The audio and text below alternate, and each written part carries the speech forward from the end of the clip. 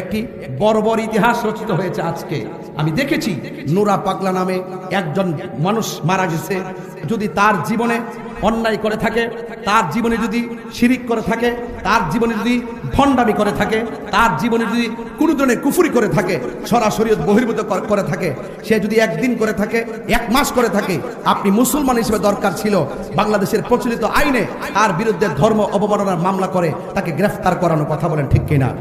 কিন্তু সেই নুরা পাগলা যখন মারা গেল, তখন আপনি তার অতীতের ইতিহাসকে টেনে তাকে ভণ্ড ফতোয়া দিয়ে তাকে কবরস্থ করা হলো। সেই কবরের ভিতর থেকে আপনারা তাকে লাঠি দিয়ে আঘাত করে করে কবর খুঁড়ে তার লাশটাকে বের করলেন।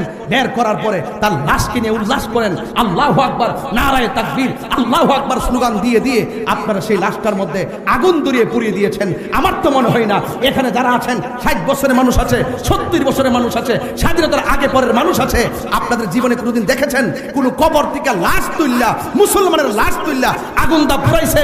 এমন ইতিহাস কি বাংলাদেশে হইছে? আমরা কি বাংলাদেশ দেখছি? আমরা কি দেখছি?